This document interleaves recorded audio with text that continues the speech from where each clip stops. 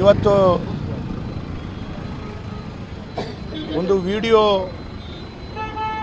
ಯಾರೋ ಒಂದು ವಿಡಿಯೋವನ್ನು ಹಾಕಿದ್ದಾರೆ ಅಂತ ಹೇಳುವಂಥ ಕಾರಣ, ಅದನ್ನು ಶರಣ್ ಪಂಪೇಲ್ ಅವರು ಶೇರ್ ಮಾಡಿದ್ದಾರೆ ಅಂತ ಹೇಳೋ ಕಾರಣ ಪೊಲೀಸ್ ಇಲಾಖೆ ಶರಣ್ ಪಂಪೇಲ್ ಅವರನ್ನು ಇಲ್ಲಿ ಸ್ಟೇಷನಿಗೆ ಕರ್ಕೊಂಡು ಬರುವಂಥ ಕೆಲಸ ಕಾರ್ಯಗಳು ಮಾಡಿದರು. FIR ಮಾಡಿದ್ದಾರೆ ಅಂತ ಹೇಳ್ತಾರೆ. FIR ಅನ್ನು ಯಾರೂ ತೋರಿಸಲ್ಲ, FIR ಏನು ಹಾಕಿದ್ದಾರೆ ಅಂತ ಹೇಳಲ್ಲ. ಅದರ ಮಧ್ಯದಲ್ಲಿ ಕೂಡ ಭಾಳ ವಿಶೇಷ ಏನು ಅಂತ ಕೇಳಿದರೆ, ಈ ರೀತಿಯ ಯಾವುದೇ ವಿಚಾರಗಳಿದ್ದರೆ ಪೊಲೀಸ್ ಇಲಾಖೆ ಅವರಿಗೆ ನೋಟಿಸ್ ಕೊಡಬೇಕು. ಇದು ಸುಪ್ರೀಂ ಕೋರ್ಟ್ನ ಆದೇಶ.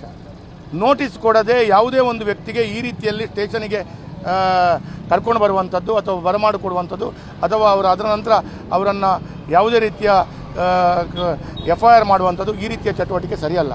ಅದಕ್ಕಾಗಿ ನಾವು ಈಗಾಗಲೇ ಪೊಲೀಸ್ ಇಲಾಖೆಗೆ ನಾವು ಹೇಳಿದ್ದೇವೆ, ಕಾನೂನು ಪ್ರಕಾರವಾಗಿ ನೀವು ನೋಟಿಸ್ ಕೊಡಬೇಕಾದ್ರೆ ನಿಮ್ಮ ಕೆಲಸ, ನೀವು ನೋಟಿಸ್ ಕೊಡಬೇಕಾದ ಕೆಲಸವನ್ನು ಮಾಡಿಕೊಡ್ಬೇಕಿತ್ತು.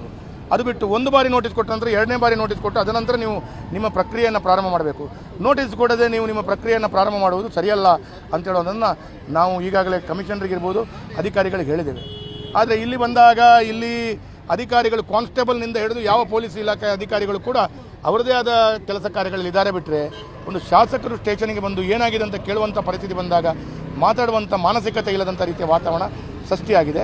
ಹಾಗಾಗಿ ಇದು ಕಾಂಗ್ರೆಸ್ನ ಒಂದು ಆಡಳಿತದಲ್ಲಿ ನಮಗೆ ಹಿಂದೂಗಳಿಗೆ ಎಲ್ಲೋ ಒಂದು ರೀತಿಯಲ್ಲಿ ಬದುಕಲಿಕ್ಕೆ ಸಾಧ್ಯವಾಗದಂಥ ವಾತಾವರಣಗಳನ್ನು ತಂದು ನಿಲ್ಲಿಸ್ತಾ ಇದ್ದಾರೆ ಅಂತ ಹೇಳೋದನ್ನು ಹೇಳಲಿಕ್ಕೆ ಬಯಸ್ತಾ ಇದ್ದೀನಿ. ಶರಣ್ ಪಂಪೇಲ್ ಅವರು ಯಾವುದೇ ರೀತಿಯ ಪೋಸ್ಟನ್ನು ಹಾಕಿಲ್ಲ.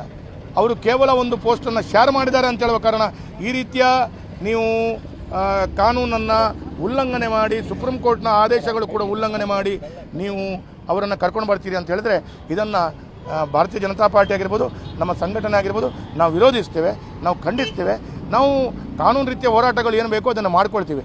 ಆದರೆ ಆಡಳಿತದಲ್ಲಿರುವ ಕಾಂಗ್ರೆಸ್ ಪಾರ್ಟಿಯ ನಾಯಕರುಗಳು ಹೇಳಿದ ಹಾಗೆ ತಾಳಕ್ಕೆತನಕ್ಕೆ ಕುಣಿಯುವಂಥ ಪೊಲೀಸ್ ಇಲಾಖೆ, ಹಾಗೆಯೇ ಈ ಪ್ರಜಾಪ್ರಭುತ್ವ, ಈ ನ್ಯಾಯ, ಈ ಎಲ್ಲ ವ್ಯವಸ್ಥೆಗಳು ಎಲ್ಲಿದೆ ಅಂತ ಹೇಳುವಂಥ ಪ್ರಶ್ನೆಗಳು ಇವತ್ತು ಉದ್ಭವ ಆಗ್ತಾ ಇದೆ.